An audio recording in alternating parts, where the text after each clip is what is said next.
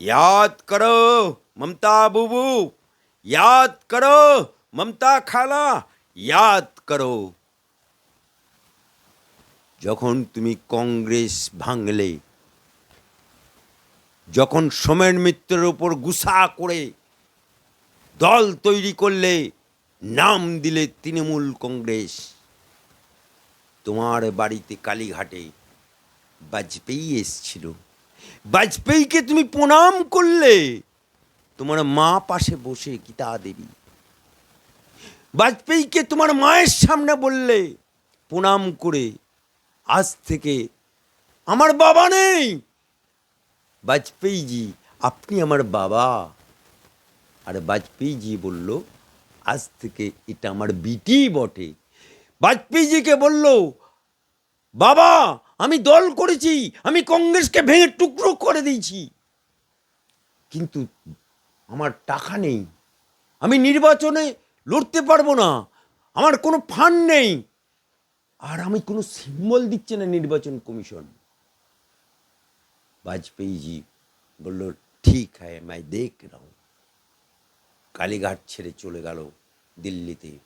দিল্লির বুকে বাজপেয়ীজি ডেকে পাঠালো, अजीत पांजा, याद करो ममता बुबू, स्मरण करो।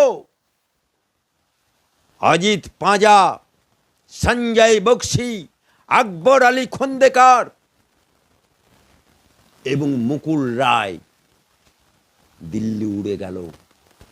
সেখানে অটল বিহারী বাজপেয়ীর বাড়িতে বিভিন্ন সিম্বল দেখানো হলো। বাজপেয়ীজির পছন্দ হলো না।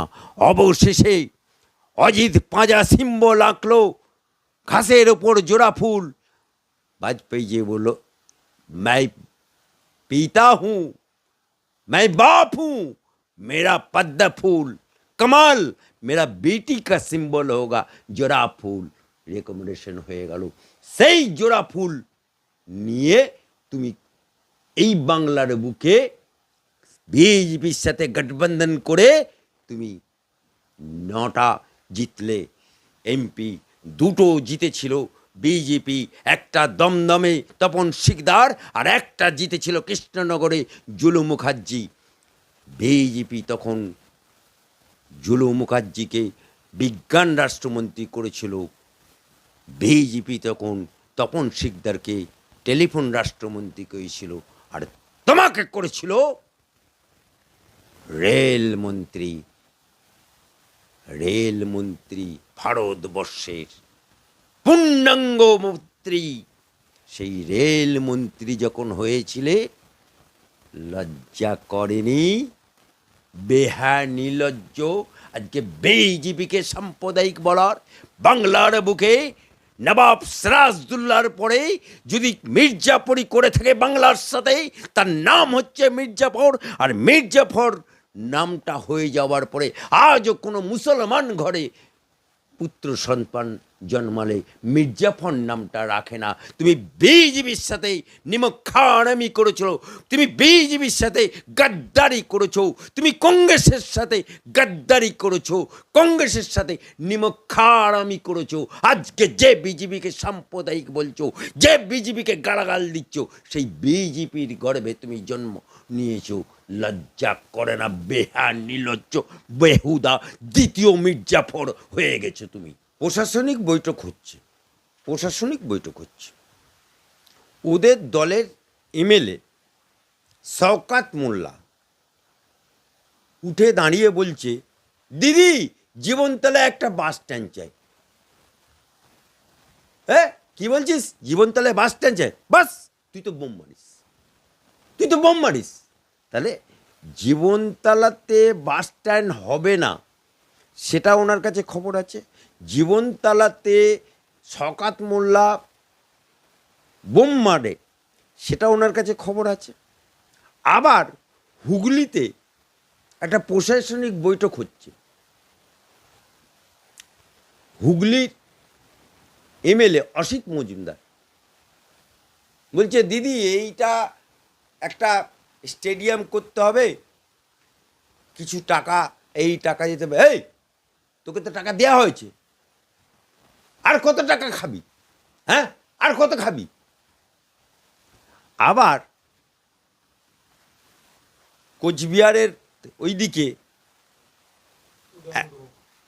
উদয়ন গুহ সেও উঠে দাঁড়িয়ে কিছু বলতে গেল, তাকে এমন থাপড়া দিয়ে দিয়েছে দিদি যে, অর্থাৎ এই যে ব্যাপারগুলো চলছে আজকে আপনি বলছেন পরিকল্পিত।